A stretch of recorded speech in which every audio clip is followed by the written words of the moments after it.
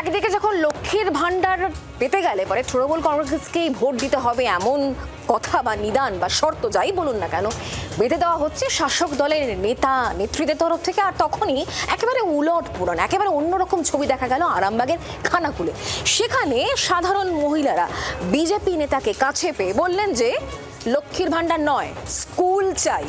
যদিও ওর পাল্টা জবাব এসেছে তৃণমূল কংগ্রেসের তরফ থেকে। ২১-এর ভোটে গেম চেঞ্জার হয়েছিল লক্ষ্মীর ভান্ডার। আরও একটি বিধানসভা ভোটের মুখে দাঁড়িয়ে বাংলা।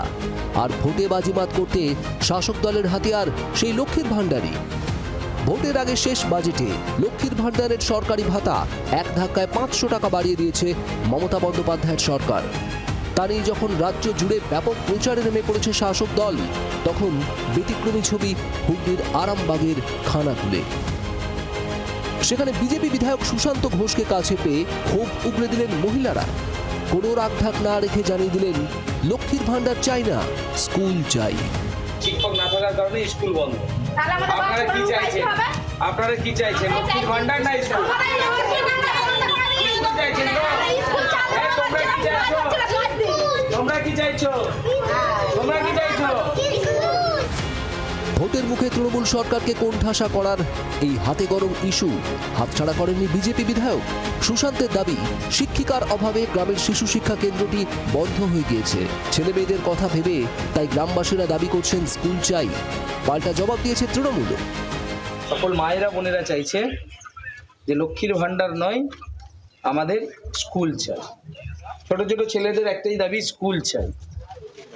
তো পশ্চিমবাংলা জনগণের কাছে আমাদের আবেদন যে আপনারা পুরো পরিস্থিতিটা আপনারা বিচার করুন, যে লক্ষ্মীর ভান্ডার নেবেন নাকি স্কুল নেবেন, যুব সমাজকে বাঁচাবেন নাকি তাদেরকে রসাতলে পাঠাবেন। কি স্কুল চাই তো? ওনাকে অনুরোধ করছি, যার দিকে নিয়ে আন্দোলন করছেন আগে তাদের লক্ষ্মীর ভান্ডারের টাকাগুলো তারা নেবে না বলে সংশ্লিষ্ট দপ্তরে দরখাস্ত করে জমা দিয়ে সেইটা জনসমক্ষে নিয়ে আসুন। আর দেখবেন এরা যেই মহিলারা যারা আন্দোলন করছেন তারা সবার আগে গিয়ে লাইন দিয়ে আছে ব্যাংকে। ভাঙড়ের এক তৃণমূল নেতা হুঁশিয়ারির সুরে জানিয়েছেন লক্ষ্মীর ভান্ডারের মতো সরকারি অনুদান প্রাপ্তির শর্ত। তার দাবি, যে বুথে তৃণমূল হারবে সেখানে লক্ষ্মীর ভান্ডার, আবাসের টাকা প্রভৃতি বন্ধ হয়ে যাবে, যা নিয়ে ইতিমধ্যেই বিতর্ক শুরু হয়েছে। এরই মধ্যে লক্ষ্মীর ভান্ডারে ভাতা বৃদ্ধির রাজ্য সরকারের সিদ্ধান্তে খুশি হয়ে মহিলাদের মিছিলও বেরিয়েছে বিভিন্ন জায়গায়। কিন্তু ঠিক উল্টো ছবি খানাকুলে। মহিলাদের সাফ কথা, লক্ষ্মীর ভান্ডারের খাতিরে সন্তানের পড়াশোনায় আপোষ নৈব নৈব চ। দিব্যেন্দু সরকারের রিপোর্ট, জি24 ঘন্টা। বাংলার আওয়াজ, বাঙালির আবেগ, জি24 ঘন্টা।